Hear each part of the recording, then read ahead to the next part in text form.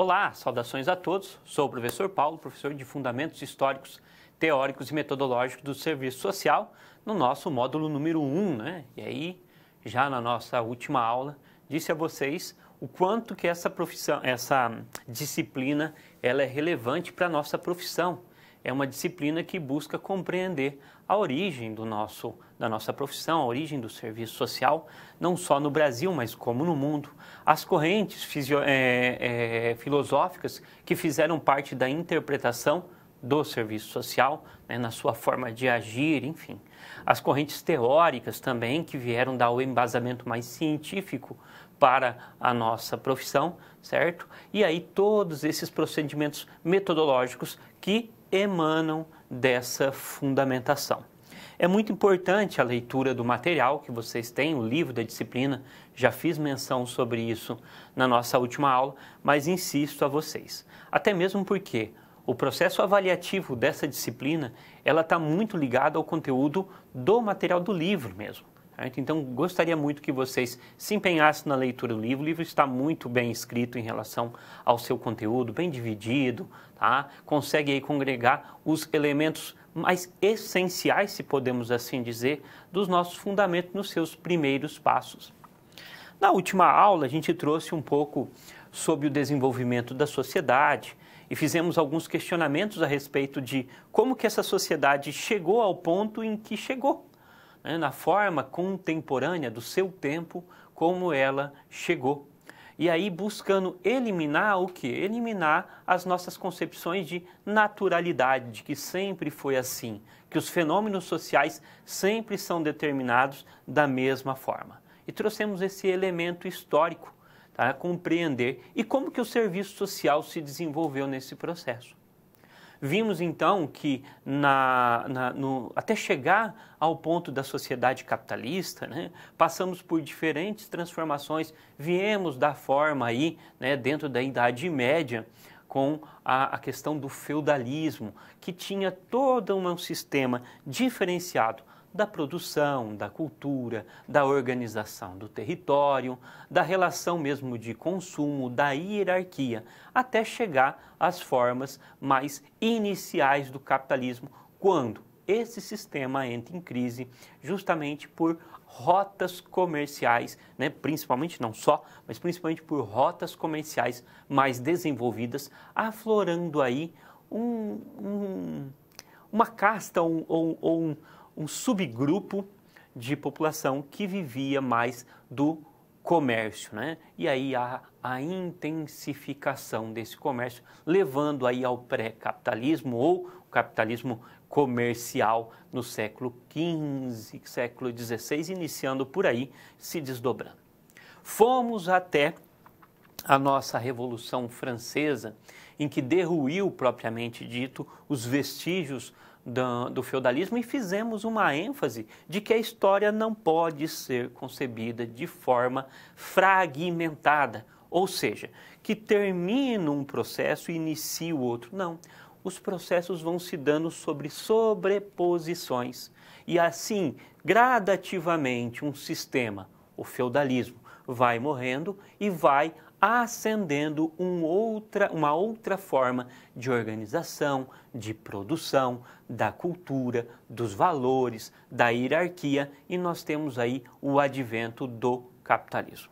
A Revolução Francesa, então, é o último pilar, propriamente dito, que cai, né, onde tem a derrocada do último pilar do feudalismo. É assim que é interpretada a significância mesmo dessa Revolução Francesa, em que nós temos também uma ascensão maior da burguesia e do proletariado naquele momento. E ela culmina também com a Revolução Industrial, não em tempos idênticos, mas muito próximos. A Revolução Industrial é datada de 1760, 1780, já a Revolução Francesa tem o seu estágio principal em 1789, levando até 1799. Isso traz aí uma força muito grande para a inserção do capitalismo. E dentro desse processo, já no século XIX, nós vamos ter uma situação social caótica, em que, e aí quero frisar porque sei que vocês tiveram algumas dificuldades da compreensão do surgimento da dita questão social, da sua diferença com aquilo que nós temos enquanto problema social ou, não é, pobreza, enfim.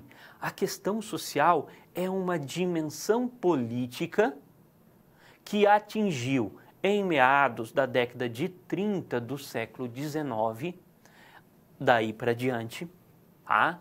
Que a pobreza foi tamanha, tão intensa as situações de vida urbana degradante, humilhante, sem regulação social, que levou a uma consciência de uma classe, que é a classe do proletariado, que entende que ela é o motor da história deste capitalismo.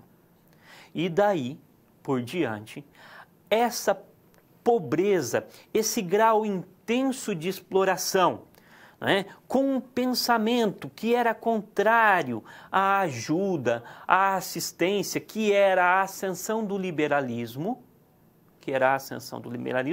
toma uma consciência política e busca mover a história por atos políticos, ou seja, de conhecimento mais genérico, de ação mais social intensa e dali para diante, culminando mais ao final do século XIX, o Estado é forçado a ter uma ação de assistência para além da repressão que sempre teve. Então, essa tomada de consciência é mais do que a própria expressão da pobreza. Estou gastando um tempo determinado com isso, porque vi que na última aula alguns de vocês ficaram com muitas dificuldades em entender essa questão social, o seu elemento essencial. Trago a vocês uma dica de livro aqui, tá? Vou colocar na câmera de documento, que é um livro da Biblioteca Básica de Serviço Social, chamado, então, Questão Social, Particularidades no Brasil, tá? Que é um livro da coleção da Biblioteca Básica do Serviço Social. Mais adiante, vocês terão acesso aqui, na formação de vocês, formação acadêmica, ao dito questão social, que, para o serviço social, é o objeto. No entanto, é impossível que nós tenhamos uma consciência mais ampliada do surgimento, da emersão do serviço social, sem compreender que ele advém de respostas a essa questão social, a esse embate político que surge aí no século XIX e que requer a ação do Estado, que num primeiro momento se nega e apela-se à caridade, mas não mais uma caridade pura, uma caridade simples executada, mas a uma caridade mais racional. E entra aqui, então, uma instituição, né, lá da Inglaterra, se não me engano, 1869, em Londres, que é a Sociedade de Organização da Caridade. Aqui está o embrião do serviço social, o embrião. A primeira escola de serviço social só vai vir em 1899, em Amsterdã, né, na Bélgica, do qual, né, nós vamos também sofrer influências, assim como também nós vamos sofrer influências de outro serviço social pelo mundo. Então, só para resgatar, gostaria que vocês realmente ficassem muito atentos a esse início da aula. Na aula de hoje, né, então, gostaria de trabalhar um pouquinho com vocês, comigo ao quadro, tá? Na aula de hoje, nós vamos dar ênfase ao percurso e pioneirismo do serviço social, mas em algumas questões relacionadas à teoria, a nossa teoria, tá?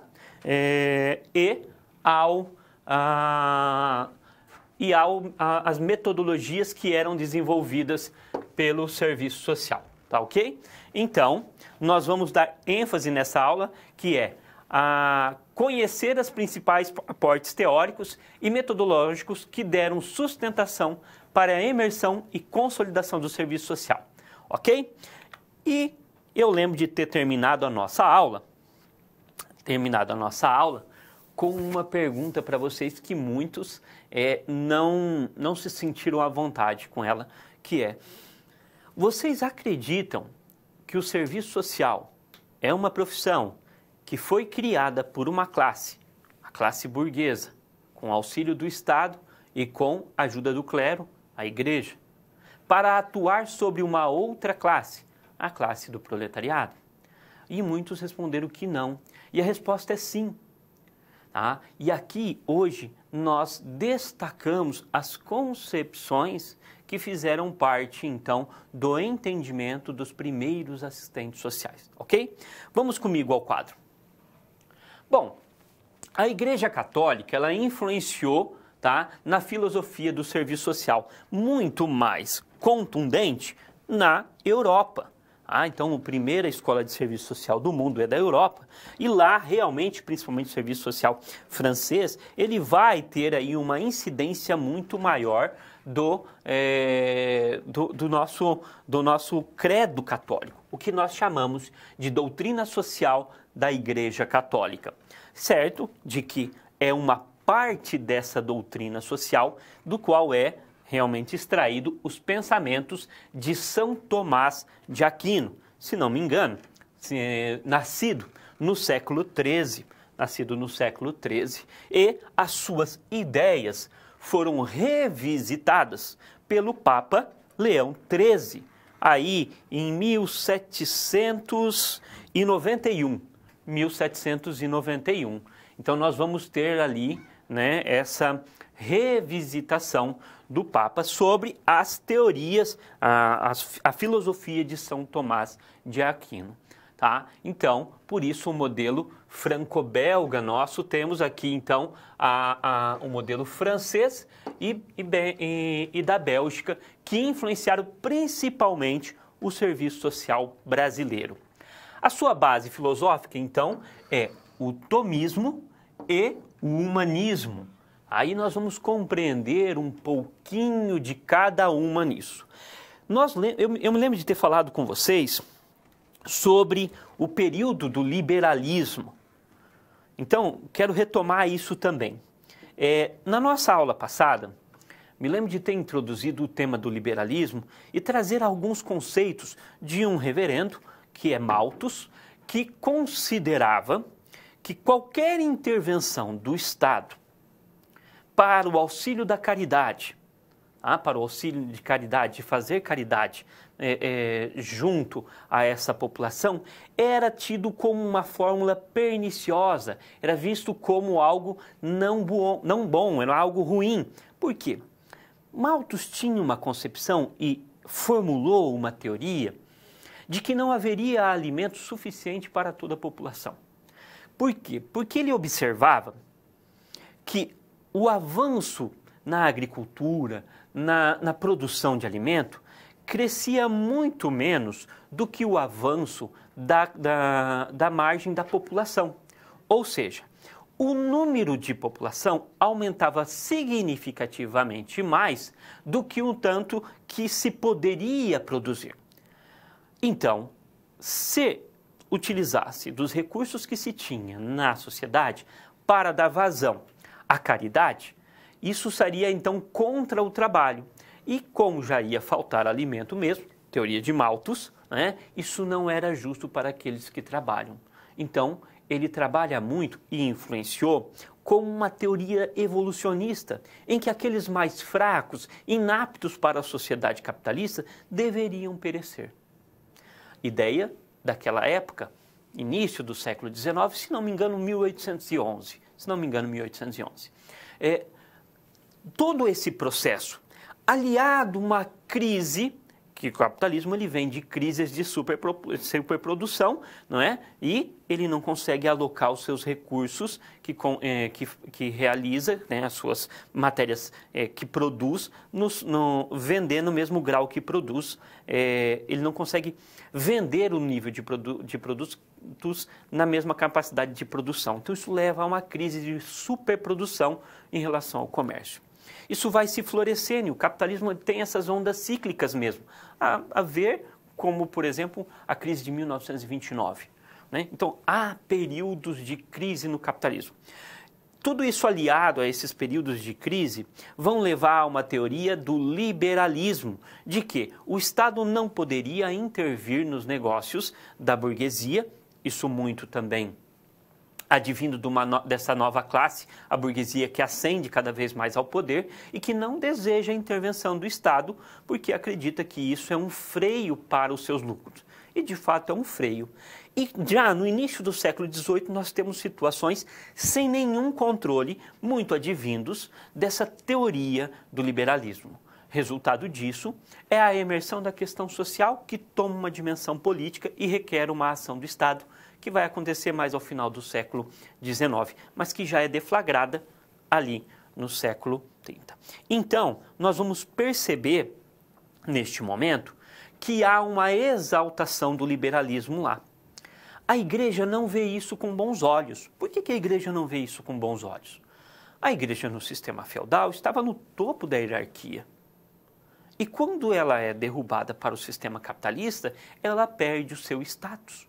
Ela perde o seu status porque ela não é mais a exclusiva, a monopolista da cultura, enfim. E há o maior uso da razão. A igreja vai perdendo o seu espaço gradativamente. Quando a sociedade capitalista começa a demonstrar suas primeiras bases de crise e entra então em voga a questão social, o Papa lança o quê? Não é? Mas aí ao final do século XIX ele lança uma encíclica conhecida como Rerum Novarum, ou seja, das coisas novas. Que coisa nova está acontecendo? Para eles, toda a mudança cultural, toda a mudança de valores que entra em crise agora com uma sociedade urbana, intensa, industrial. Então a igreja se posiciona. E se posiciona como? Contrário ao socialismo e o comunismo que vinha ascendendo do movimento popular e contrário ao liberalismo, que não queria intervenção de forma alguma.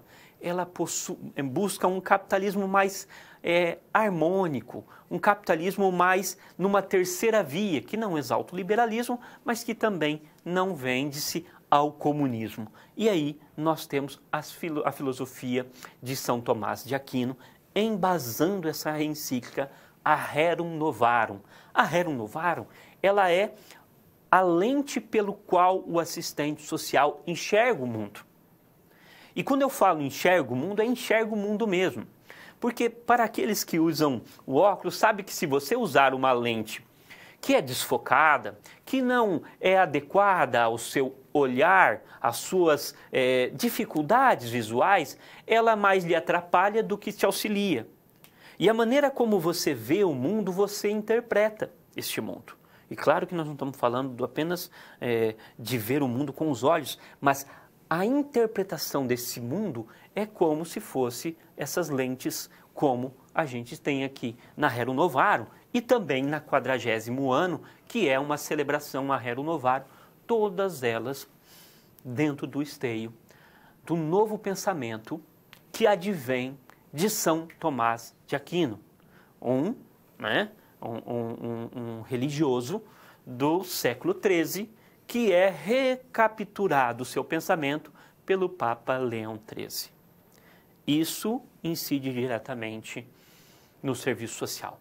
E exalta um outro pensamento que é o humanismo cristão, que é o homem é o centro do universo e tudo deve se mover a favor deste homem, ok?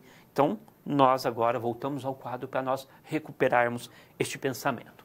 Bom, nós vamos perceber, e eu disse isso a vocês, que a primeira escola de serviço social no Brasil é de 1936.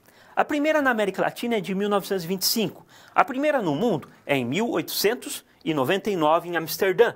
A de 1925 na América Latina é no Chile, em 1925, como já disse. E a primeira brasileira é em 1936 no Brasil, na Pontifícia Universidade Católica, tá, de São Paulo. E depois nós vamos ter no Rio de Janeiro, em 1937, a outra escola de serviço social brasileira. E daí por diante, nós vamos ter diferentes escolas em diferentes estados. No entanto, até 1954, não existia necessariamente uma legislação que falasse o que deveria ser estudado dentro do serviço social. Ainda existia uma legislação que regulava. Mas, de fato, o que tem que ter dentro da escola de serviço social? Ainda que cada escola tivesse o seu currículo, não havia uma delimitação de um currículo nacional, um currículo mínimo nacional, que pudesse ser agregados com outras disciplinas. Então, este decreto, ele vem somando os esforços de diferentes encontros, desde 1947, se não me falha a memória, que já coloca essa problemática de não se ter uma base curricular única para o serviço social desde aquele período, e que, desde 1936, e que vai culminar em 1954 com a regulação da nossa primeira base curricular de caráter nacional. E quem assina isso é Getúlio Vargas. Getúlio Vargas, quem implantou o serviço social no seu governo, também vai aqui determinar o nosso currículo mínimo do serviço social brasileiro. E é claro, nós vamos perceber dentro desse currículo a sua base filosófica e sociológica. Dentro desse sentido, nós vamos compreender que ética, moral, está muito ligada ainda com o neotomismo, com o humanismo, com raízes positivistas. E é sobre isso que nós estamos tratando hoje. Essas lentes que interpretaram o mundo e que serviram de base para o serviço social compreender a sua realidade e atuar. Por Igor disse, há necessidade da escolha mais assertiva para a interpretação da realidade, que é essas bases. Vamos ver um pouquinho agora do neotomismo. Vamos comigo no quadro. Bom, o neotomismo, então, como disse, é uma doutrina da Igreja Católica, uma doutrina social da Igreja Católica, que advém, então, de São Tomás de Aquino, um religioso nascido, então, em 1200 e, se eu não me engano, 1225. Enfim, vou evitar de colocar, mas que viveu uma vida curta, relativamente curta, de 49 anos apenas, mas que era algo que conseguiu utilizar ali a religião e aproximar a fé e a razão, o que até então eram inconciliáveis. Por quê?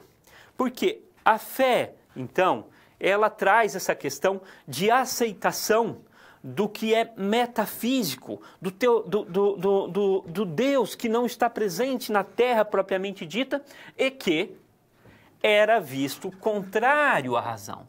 São Tomás de Aquino, ele aproxima os pensamentos de Aristóteles e traz uma filosofia que é a união da fé e da razão. Isso possui, então, dentro dos muros da evolução da sociedade, um salto muito grande. Então, sim, é um pensamento avançado para aquela época. Então, nós temos ali a aproximação da fé e da razão.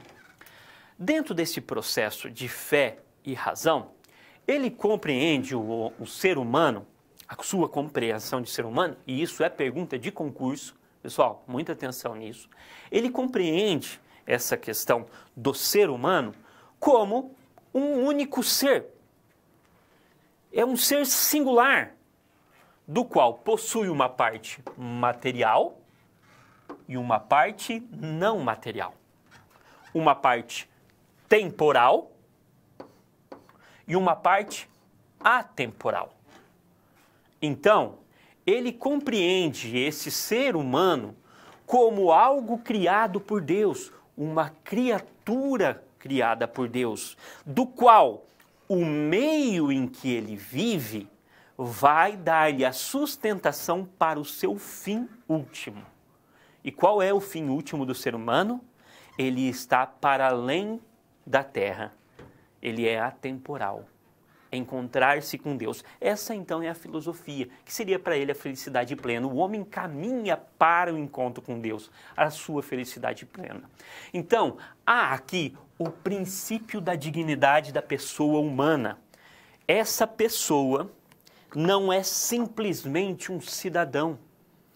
ele é uma criatura criada por Deus. Teoria, filosofia, que embasou o serviço social nos seus primórdios. 1936 vai até 1960, tá ok? Hoje nosso pensamento é diferenciado. Assertivo ou não, mas enfim, ele é diferenciado. Então, essa teoria, essa filosofia, né, melhor dizendo, essa filosofia que embasa esse pensamento, pensa o homem como uma criatura criada por Deus. Então, uma criatura de Deus. E sendo criatura de Deus, ela tem que ter uma dignidade. Ela não pode ser submetida a situações de exploração que eram vivenciadas no século XIX. Ela não pode. Mas se ela é criada por Deus, as teorias comunistas, né, a base teórica comunista, socialista, elas são totalitárias e ela entende que o homem é sujeito da sua própria história e que ele, na verdade, é um ser material. Ele recusa a presença de Deus na teoria socialista, comunista. Então, ela não serve para explicar a sociedade. Então, ele se coloca contra. Mas a forma do liberalismo, de que cada um por si, sem regulação, e que o próprio comércio tem, ou a vida do capitalismo tem uma mão invisível que regula ele, também não é adequada. Por quê? Porque se tem uma sociedade degradante. Ora, a dignidade da pessoa humana, no seu princípio do bem comum, é que, então, ele tem a sociedade como um meio para que ele atinja o seu fim último, que é Deus. Se esse ser humano é um ser material e imaterial, ele vai externalizar as suas necessidades materiais na sociedade. Ele necessita do que é material na sociedade. Se a sociedade não lhe dá, ele corrompe o seu caráter e não caminha para a sua felicidade. Por quê? Porque ele vai se desviar do caminho de Deus, dos princípios de Deus. Olha o pensamento que estrutura. Então vamos lá. O ser humano é um ser criado por Deus, dotado de corpo e alma. Para isso, então, é necessário que ele tenha, ou que ele busque, dentro da sociedade, um bem comum, que satisfaçam as suas necessidades. A sociedade é vista, então, como um meio para atingir o ser ou a finalidade suprema dele, que é caminhar para Deus. Ok. Se dentro desse contexto ele não tem as condições mínimas, há então que se contar o contexto, mas também a pessoa. Então se combate o socialismo, mas se combate o liberalismo também. Ideia, tá?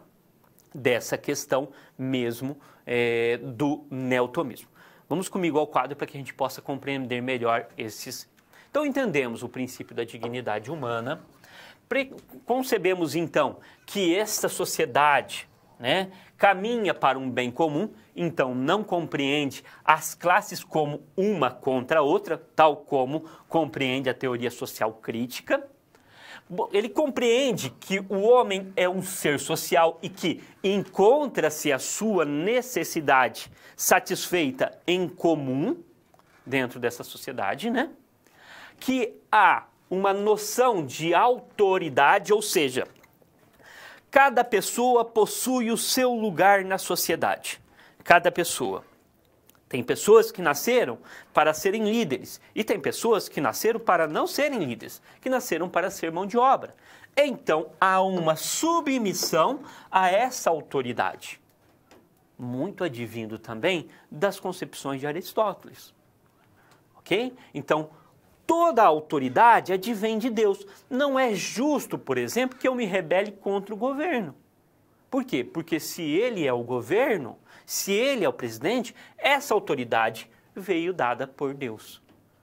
E dessa submissão e subalternidade o serviço social padece até 1960. Tá?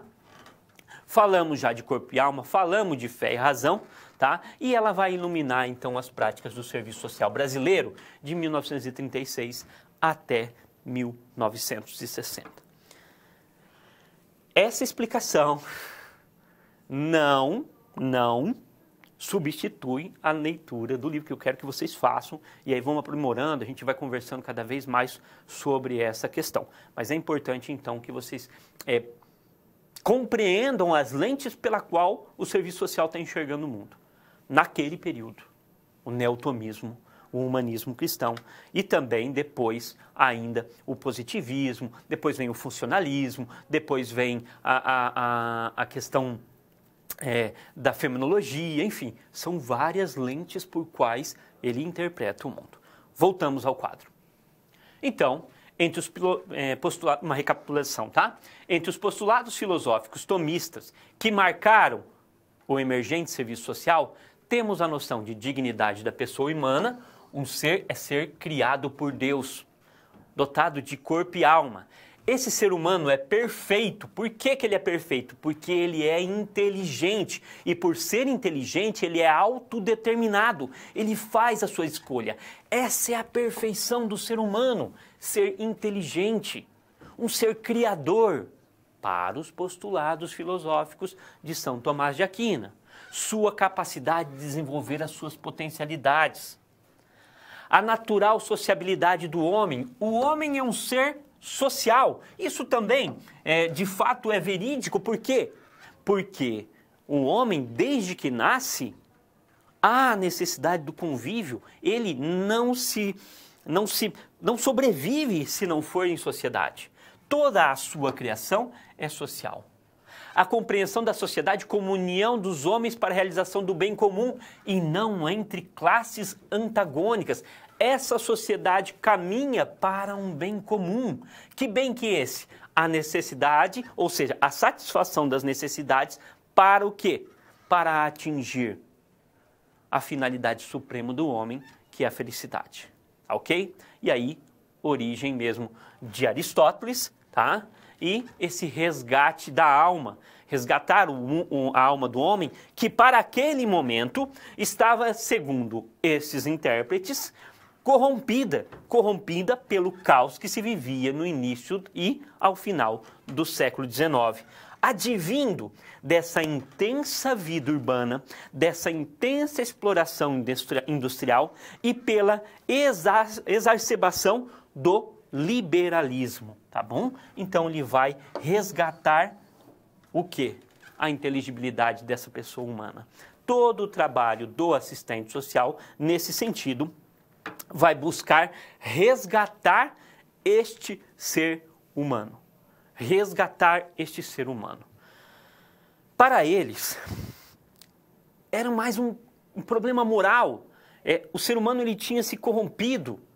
E se corrompido diante daquelas situações que o liberalismo tinha chegado ao seu nível máximo. Então, há a necessidade dos primeiros assistentes sociais não dotarem só de material a pessoa da qual ele vai agir, mas também toda uma orientação da família, orientação das empresas, orientação indivíduo a indivíduo. Para quê?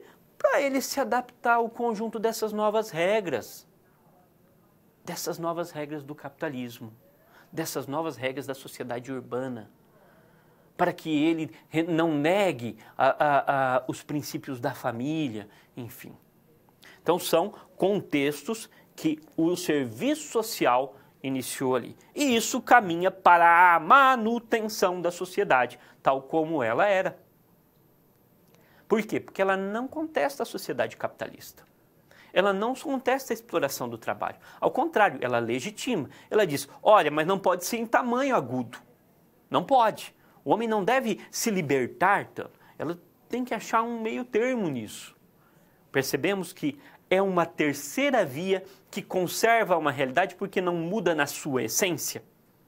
Esses eram os fundamentos dos primeiros assistentes sociais. Vamos comigo ao quadro para que a gente veja também um pouquinho do positivismo. Ora, quando a sociedade entra em crise, alguns pensadores colocam que não é viável manter a sociedade nesse ritmo da industrialização e do capitalismo, mas que seria necessário voltar às bases do feudalismo. E aí começa a surgir alguns filósofos, alguns teóricos, que dizem que não, que a sociedade, no seu grau de evolução, é positiva. É positiva, que é bom, que o progresso industrial é bom e que há necessidade de adequação. Que há, sim, a necessidade de substituição da moral religiosa pelo uso da razão. Em 1758, nós vamos ter um dos grandes fundadores desse pensamento, que é Auguste Comte, não é? Comte, ele diz, então, que há sim a necessidade de substituição da moral religiosa. E ele vai buscar uma imparcialidade.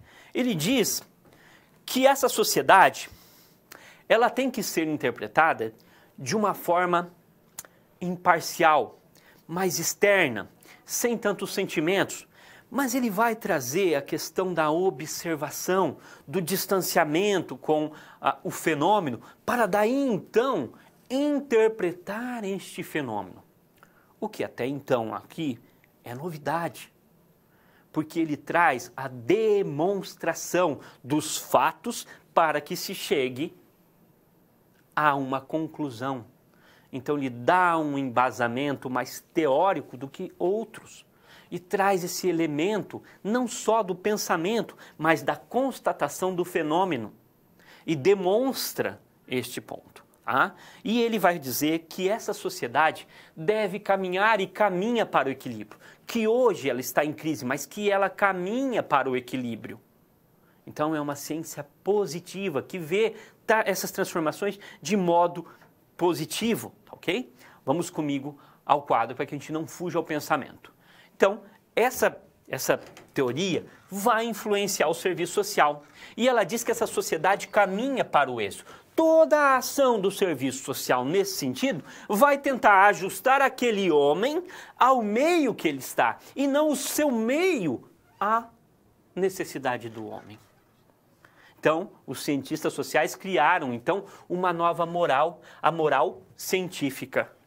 Tá? E que garante a ordem social. Uma dos seus pensamentos, né, é essa ligação de que a sociedade tem um pensamento e tem uma explicação para além dos desejos do homem. Que há uma ciência natural que caminha independente dos desejos do homem. Ela tem a sua regra a cumprir. E aí há a necessidade da ordem e a necessidade do progresso. Se a gente olhar a frase positivista, ordem e progresso. A ordem por quê? Porque há uma lei natural que rege as coisas. E essa lei, então, vai levar ao nosso progresso. Segue-se as regras para que nós tenhamos progresso. E as regras, então, elas vão aprisionando a interpretação do homem nas nossas concepções críticas. Vamos voltar ao quadro. Então, é aqui uma busca de analisar as coisas sem tanto essa interferência de raciocínio, sem ligações mais com fatos. Há a necessidade, então, de demonstrar com fatos esses fenômenos. Há o fortalecimento dos costumes da burguesia, tá? Este culto da autoridade é mantido, né, pela ordem das coisas, tá? Reforça-se o autoritarismo e a dominação. Há, então, o desenvolvimento de medo e submissão, para que a gente não caia na desordem, e um distanciamento entre os que decidem e os que fazem. Por quê? Porque cada qual tem a sua função no mundo, cada qual tem o seu local e as suas tarefas a cumprir. Ok? Nós temos uma atividade e nós já retornamos.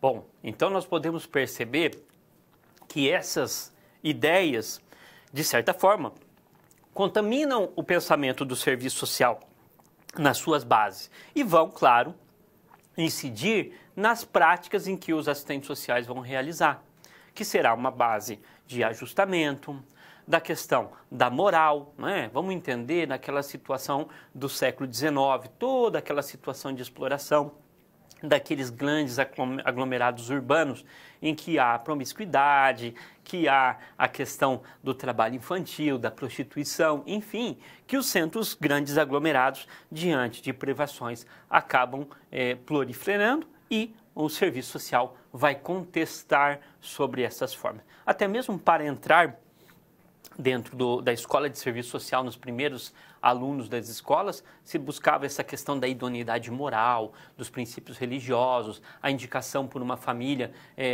ou por alguém que tinha aí um prestígio dentro da sociedade, enfim.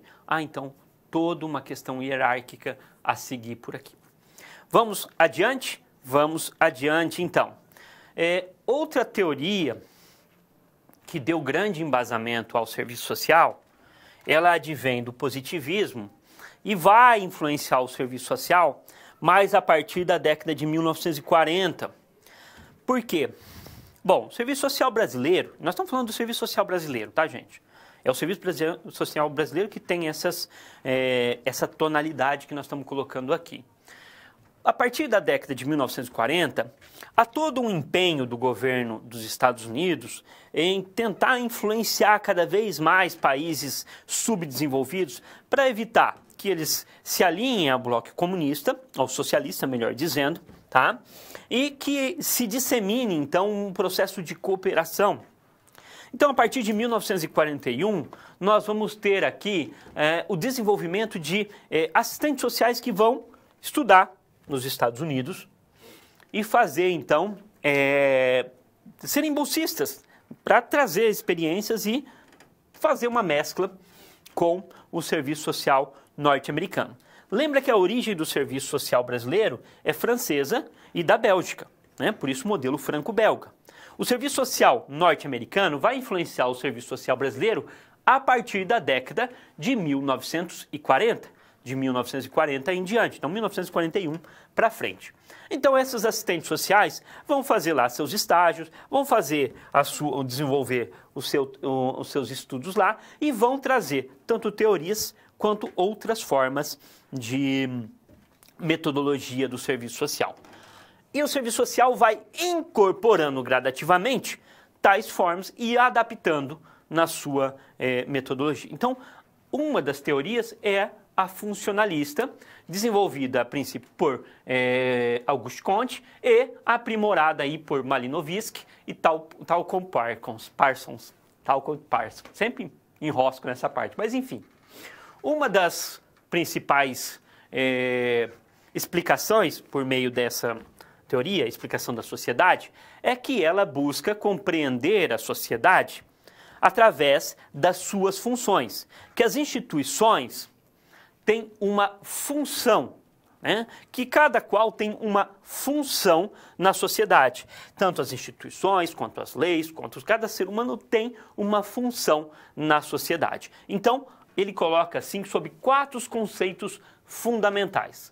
A função social, então, cada qual tem a sua função. O Estado tem a sua função, o proletariado tem a sua função, a burguesia tem a sua função, as empresas têm a sua função, enfim, cada qual tem. Na qual, né, depois, mais na estrutural funcionalista, a cultura tem um grau de valor mais elevado. Mas ele tem uma função. Uma outra regra é que cada um está ligado com o outro, ou seja, tudo está ligado conjuntamente. Por isso, há uma analogia orgânica.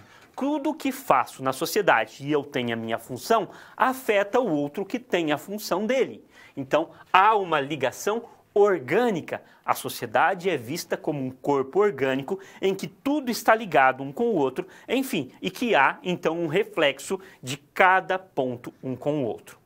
Há, então, uma alternativa funcional, ou seja, que essas instituições, essas funções, elas não são imutáveis, elas não são atemporais, elas podem ser alteradas. Então, há alternativas funcionais. Se uma morre, outra a substitui e assim vai, até chegar no estrutural funcionalismo, que é, então, essa escala de valores que nós vamos ter muito mais aqui. Ok? Então, nós temos, dentro da teoria funcionalista, essa representação que advém muito do positivismo.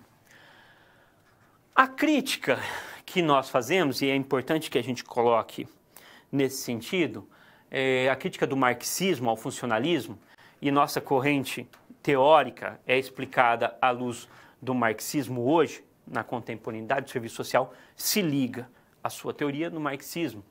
Ela é uma teoria que explica a realidade, mas não vai nas suas razões de existência.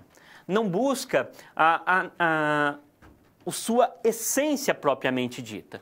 Então, ela é uma teoria de inércia, que é apenas observada, e que a sociedade caminha mais linearmente, já no pré-determinação.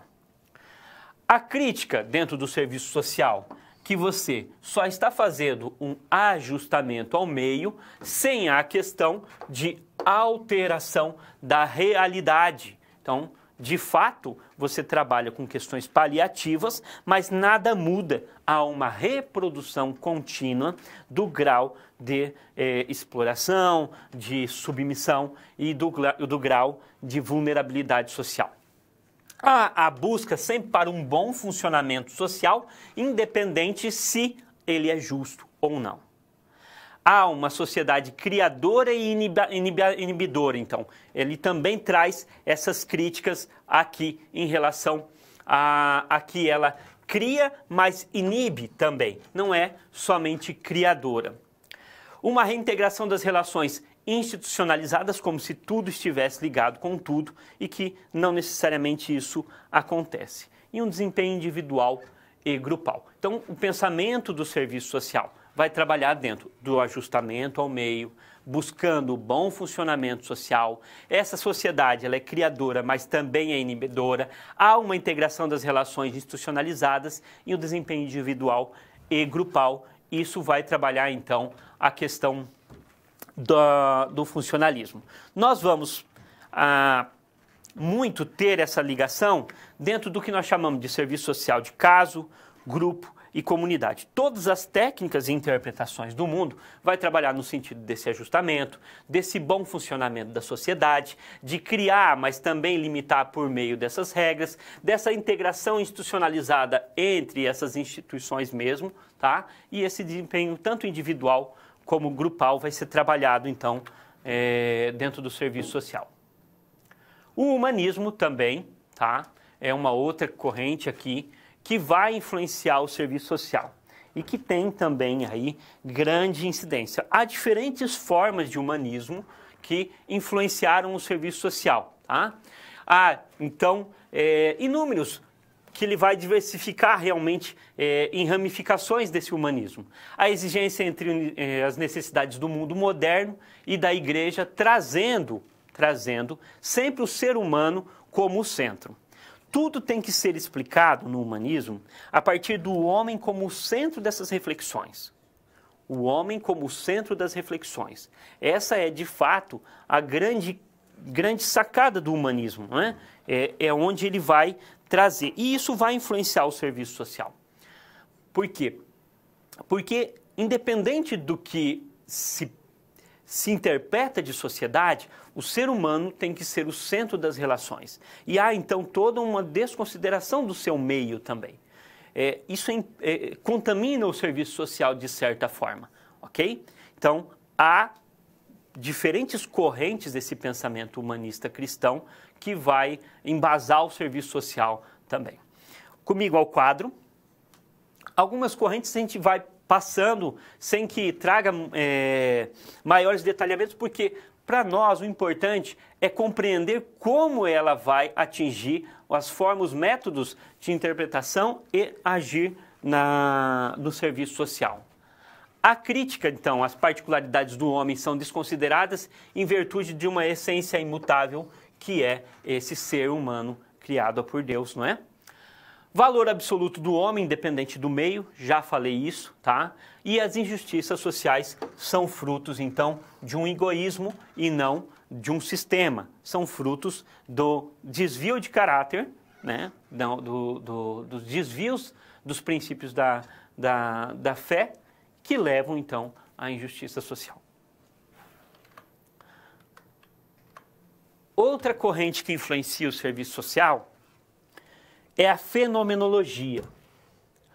A fenomenologia vai ser tratada dentro do serviço social, dentro do que nós chamamos de movimento de reconceituação. Há um período no serviço social, e vocês vão ver isso mais em Fundamentos 3, se não me engano, em que o serviço social entra em crise ao longo da década de 1960. A fenomenologia, então, ela vai vir como uma forma de fazer diferente o serviço social. No entanto, ela vai resgatar muito dos conceitos e muitos das metodologias que já eram realizadas no serviço social nos seus primórdios. Ele é tido como um processo mais conservador, mas que vai influenciar também dentro do serviço social, dentro do que nós chamamos de movimento de reconceituação. A preocupação da fenomenologia é uma crítica que se tem, né, nas suas argumentações, é de que o funcionalismo, o positivismo e até mesmo a teoria social crítica nessas interpretações junto ao serviço social, ele se afasta daquilo que é necessariamente o fenômeno e que acaba caindo em caminhos tão distanciados da particularidade de cada indivíduo que há a necessidade de se recorrer novamente ao serviço social face a face. Então essa preocupação dele é, na verdade, não de buscar a cientificidade das coisas, mas de mostrar para o sujeito quais são, e aí volta-se a palavra cliente que foi usada no serviço social lá em 1936 em diante, e que depois foi colocado em cômputo usuário, ele volta, então, ao cliente, levar o cliente, que ele possa compreender os seus problemas. Possa compreender os seus problemas por meio do diálogo, por meio dessa questão mesmo da demonstração deste fenômeno, num processo mesmo dialógico, que ele vai trazendo numa relação quase que sem hierarquia, assistente social e cliente vão então contextualizando o seu cotidiano e trazendo até encontrando junto o problema que afeta o indivíduo, que está centrado nele e não no seu meio, não na sociedade, ele possa encontrar o caminho. Então, é uma corrente teórica que busca mostrar a essência das coisas, do seu fenômeno naquilo que está acontecendo e para que você mesmo, e com o auxílio de outros, possa trabalhar neste fenômeno, ok? Voltamos ao quadro. Os seus fenômenos, então, seu objeto são os fenômenos vividos pela consciência. O objeto é o fenômeno vivido pela consciência, aquilo que atinge o pensamento da pessoa, e que ele vai ser descoberto nesse processo de diálogo com o assistente social. Não separa as dimensões internas e externas, ele até confessa que, sim, as situações externas interferem no cotidiano interno, interferem nos processos internos, mas que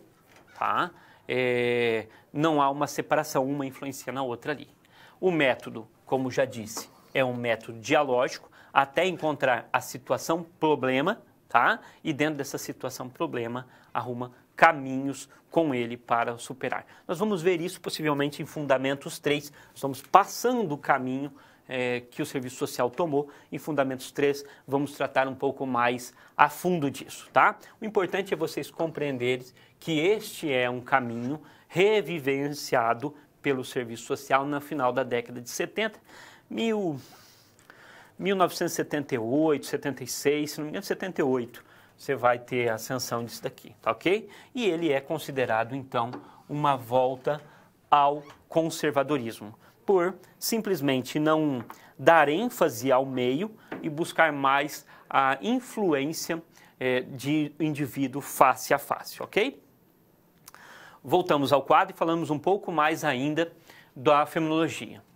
Ao acolhimento do outro em suas opiniões, ideias e sentimentos, o assistente social nunca pode ser visto numa relação hierárquica superior, tá?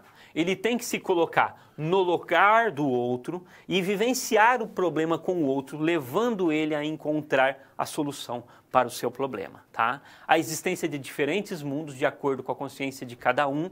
Há, então, aqui uma busca de pluralismo e sempre teve uma ação não tão central.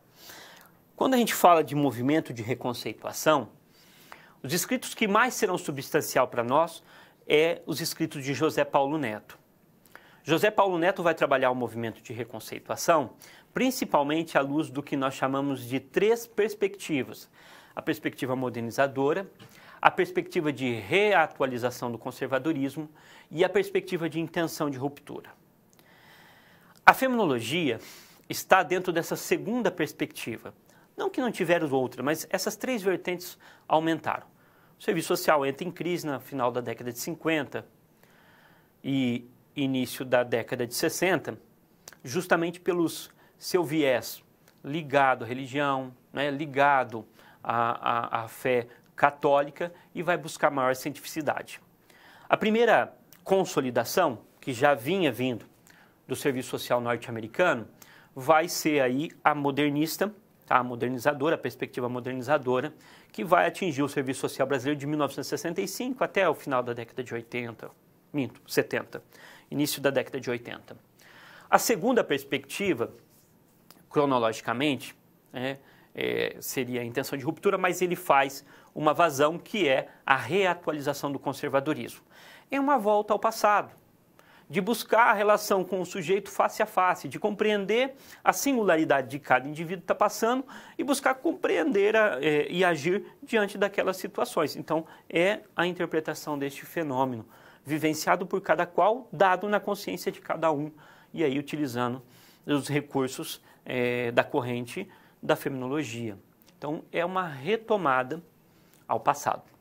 E a terceira é a intenção de ruptura, do qual nós teremos a primeira experiência com a teoria social crítica, e aí começando em 1972 e levando-se até aí 75, interrompe, e depois de 1978 para frente, com o Congresso da Virada, que vai explanar na profissão e que nós vamos ter o que nós chamamos aí de uma base maior para a estruturação da nossa projeção ético-política. Então, compreendemos alguns caminhos que fomos. Tá? As correntes mais relevantes para o serviço social é o neotomismo, que acho que ficou muito claro, bati em cima disso, o positivismo e a base do funcionalismo enquanto decorrente do positivismo. Essas são as principais aqui, ok? Nós vamos fazer um exercício agora e nós já retornamos.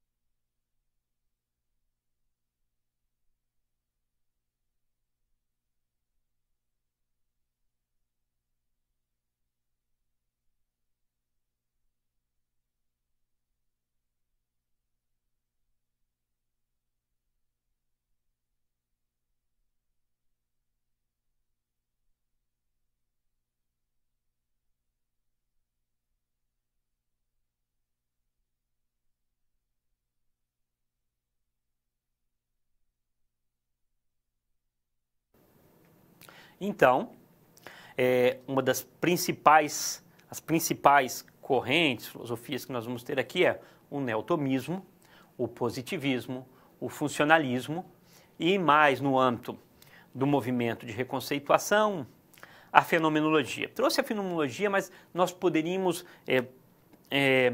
reservá-la para um estudo. Não trouxe ainda o pensamento social crítico, né? O materialismo histórico, que fez parte do serviço social brasileiro de 1972 para adiante, um pouco de coisa na década de 60, início da década de 60, mas que não tem tanta significação, porque logo nós vamos ter uma ditadura e que não há espaço para isso. Então, nós trouxemos. O que eu queria muito que vocês frisassem mesmo é essa incidência do neotomismo diante dos primeiros assistentes sociais. Porque, de fato, essa é a materialidade, e do positivismo também, a materialidade do qual vocês vão compreender mais aqui nessa disciplina. Depois, o que José Paulo Neto chama de serviço social tradicional. Depois, nós vamos ter ênfase na década de 60 e até a década de 40, um pouquinho nós vamos ainda recuperar em Serviço Social 2, sobre essas correntes, essas interpretações, e vamos trabalhar bastante isso no movimento de reconceituação. Tanto que nem trouxe o materialismo histórico, que, se não me engano, está dentro do livro da disciplina de vocês, e vou evitar de fazer maiores reflexões sobre ele, porque o conteúdo lá tem que ser mais denso, porque vai encharcar a nossa profissão também. Ok? Vamos para frente? Vamos para frente, então. Bom, então, comigo no quadro, o serviço social tem, na doutrina social da Igreja Católica, né, a sua maior vertente ali de interpretação do mundo. Um dos grandes nomes vai ser Mary Richman, se não me engano, americana, enfermeira, que foi uma das precursoras da Sociedade de Organização da Caridade e uma das pensadoras das primeiras escolas de serviço social, tá? Ela vai buscar trazer um pouco mais de cientificidade à ação do serviço social, tá? E ela vai trabalhar a questão das metodologias. Bom, caridade por caridade, nós sempre tivemos na história. O que altera significativamente, principalmente depois de 1869, com a Sociedade de Organização da Caridade, é uma busca de racionalidade mais científica para os atos da caridade, unindo igreja, apoio do Estado e burguesia. Mary Richman, então, será uma das precursoras que vai buscar, então, essa questão mais metodológica. Dentro do serviço social, diz que o serviço social é caudatário, ou seja, ele é filiado nos seus primórdios, mas a tradição franco-belga, francesa e da Bélgica, do qual a igreja influenciou muito. A partir de 1940, e que vai se encharcar aí mais 45, 46 em diante, nós vamos receber, tá, a influência do serviço social norte-americano. Serviço social norte-americano. Mary Richman, então, acaba se aprofundando nessas formas metodológicas de ação, com uma concepção funcionalista de sociedade, de que é necessário a adaptação e a sua função dentro da sociedade. Há, então, uma busca, tá, para conceber uma metodologia de um serviço social mais isolado, ou seja, cada caso, o serviço social de casos individuais. Social case, lá nos escritos de Mary Richman. Há, então, uma busca de alterar a personalidade desse cliente, tá? Para que ele se adeque a este meio. Por quê? Porque o meio é bom, porque o meio caminha para uma harmonia, porque nós vamos trabalhar os desajustamentos para que essa sociedade alcance o seu potencial.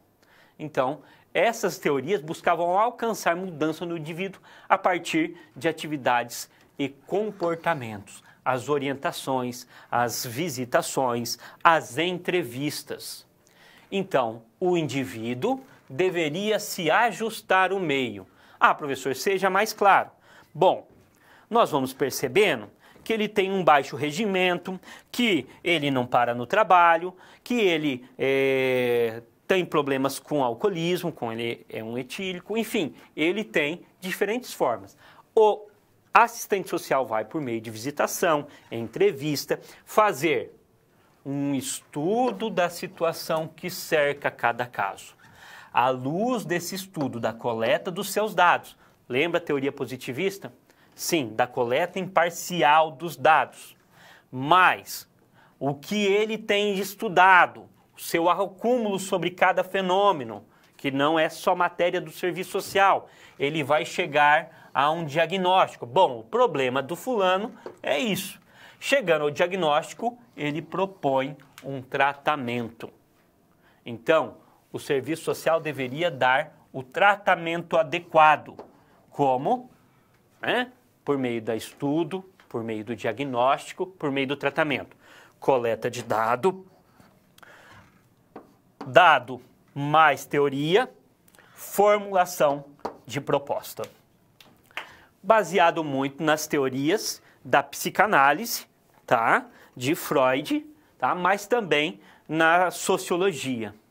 O meio externo é sempre secundário, ou seja, não importa se ele ganha pouco, não importa se o trabalho é extenuante, não importa se ele tem condições de vida, de habitação muito ruins, ele pode até entender que isso incide, mas ele não é tão determinante assim.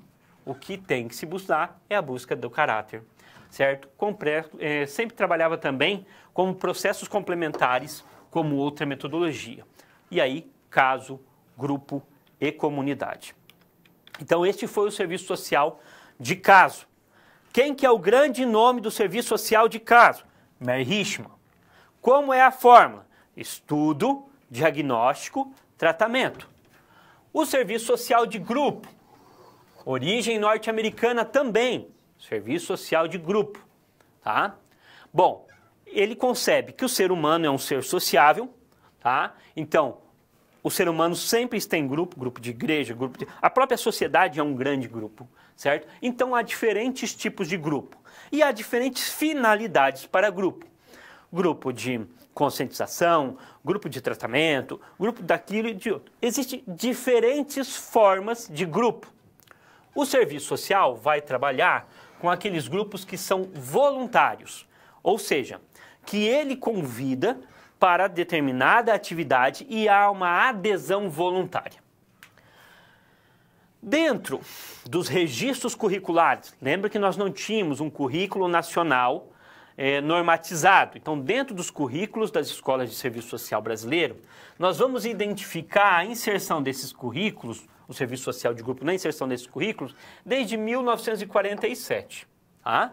Então, ele vai começar a fazer parte que era necessário. Qual que era a ideia? Tá? A ideia, então, era agrupar as pessoas, levá-las sob consciência de determinadas situações, divulgar determinadas situações, para que elas próprias possam, com o convívio umas com as outras, saírem das suas situações e viverem melhor. Este é um crescimento das pessoas e pelo grupo, com diferentes propósitos, tanto com influências sociológicas, matriz funcionalista positivista, da psicologia, da pedagogia, tá? Então, nós vamos ter o serviço social de grupo. É um processo terapêutico e disciplinador. Olha aqui um dos grandes formuladoras desse método coloca. Método de serviço social que ajuda os indivíduos a aumentarem o seu funcionamento social, através de objetivas experiências de grupo e a enfrentarem de modo mais eficaz os seus problemas de grupo e de comunidade. Tem um valor educativo relevante, o seu meio maior é a reunião e a interação entre as pessoas para mudanças de comportamento. Uma outra metodologia do serviço social foi o que nós chamamos de organização de comunidade, desenvolvimento de comunidade e serviço social de comunidade. A primeira é a organização de comunidade, mas podemos tratar genericamente de alguns traços elementares. A organização de comunidade, desenvolvimento de comunidade, e serviço social de comunidade têm algumas diferenças conceituais. Nós não vamos aprofundar nas diferenças. Basta a gente entender aqui, neste momento, o foco principal, que é o trabalho com comunidade. Passamos do foco do trabalho com indivíduos, passamos com o foco do trabalho com o grupo e vamos agora com o foco do trabalho em comunidade. O registro de organização com trabalho em comunidade vem de 1920, das experiências das organizações das Nações Unidas, da ONU, se não me engano. Enfim, desde 1920 nós temos esse trabalho com comunidade. O conceito de comunidade não tem um conceito mais crítico de conflito, de classe, não, mas como pessoas que convivem em determinado território e que juntas podem encontrar soluções para os seus problemas comuns. Então há uma adaptação ao meio, o ajustamento e uma coesão para que eles solucionem o seu problema junto. O objetivo principal era a reconstrução da pequena comunidade nas áreas urbanas e rurais. Mobilizá-la dentro dos seus recursos, articulá-las, buscar trazer orientação e dotá-las dos recursos para o bem-estar. Há uma ação aqui de cooperação. Conforme o trabalho de comunidade vai se desenvolvendo, ele vai tomando uma tonalidade mais crítica, ora sim, ora não, ora sim, ora não, mas chegando até mais crítica. Então nós vamos ter, dentro do desenvolvimento de comunidade, depois, a ação também com o Estado. Por enquanto é só a ação com a comunidade. Depois, junta-se Estado e comunidade.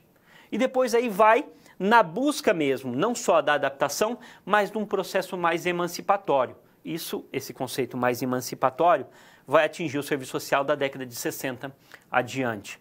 Muito mais com concepções críticas de que a sociedade, que poderia, a comunidade poderia se juntar e junto trazer as suas problemáticas e reivindicar do Estado ações mais estruturantes. Até aqui não. Elas vão encontrar a sua própria saída, ok? Voltamos ao quadro.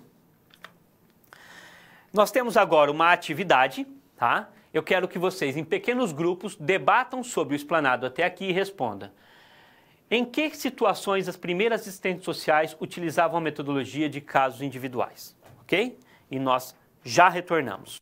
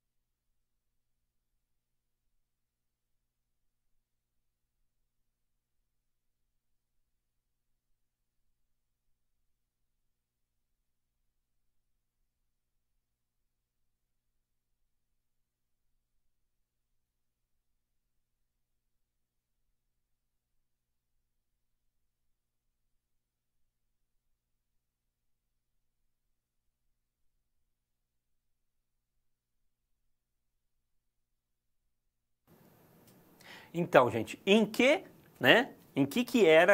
situações as primeiras assistentes sociais utilizavam metodologias de casos individuais? Problemas mesmo de desagregação familiar, alcoolismo, enfim, problemas que pudessem ter uma mudança desse caráter da pessoa e uma adaptação ao meio, ok? Nós temos mais duas lâminas que ainda trabalham a questão do serviço social de grupo e também o serviço social de comunidade. voltamos ao quadro. Então, quais são os princípios gerais? O homem é um ser social, certo? Tanto a filosofia neotomista já colocava isso, como também a teoria social crítica defende isso. O homem é um ser social. As atividades do grupo possibilitam um processo educativo. Sim, de fato, hoje ainda possuem processo educativo, mas são encontrados como metodologias, não propriamente um serviço social de grupo. São ferramentas para atingir determinados fins. Então, ainda hoje trabalhamos com grupos, tá bom? Possibilitam a interação dinâmica, social dinâmica, permite crescimento pessoal, mudança de comportamento e desenvolvimento de potencialidades.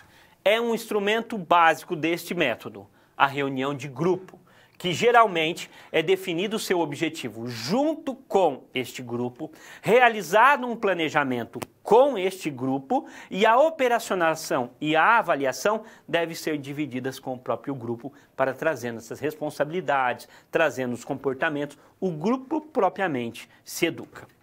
Há um caráter terapêutico e preventivo, por exemplo, treinamento de mão de obra, tá? Foco em tornar os indivíduos ajustados ao capitalismo. E ainda, nós temos algumas outras considerações sobre o serviço social de comunidade. Os assistentes sociais eram preparados para utilizar técnicas de desenvolvimento da comunidade, identificação dos líderes, visitas domiciliares, convocação e reunião de grupo, promoção de cursos livres, atividades de lazer. Tudo para que pudesse chegar às finalidades que a comunidade desejava. O instrumento básico, realização de projetos concretos determinados pela comunidade. Asfalto em rua, construção do centro comunitário, construção de creche. Isso vai despertando um espírito cívico dentro de cada comunidade. No entanto, há uma tonalidade que ora requer mais ação do Estado, ora menos ação do Estado. Isso no decorrer de cada processo. Eu vou deixar uma atividade para vocês enquanto reflexão, tá, de aula. Em pequenos grupos, faça uma síntese das metodologias tradicionais do serviço social e justifique por que elas são consideradas conservadoras. E aí depois nós podemos fazer as nossas contribuições, ok? Pessoal, um grande abraço a vocês e até a próxima.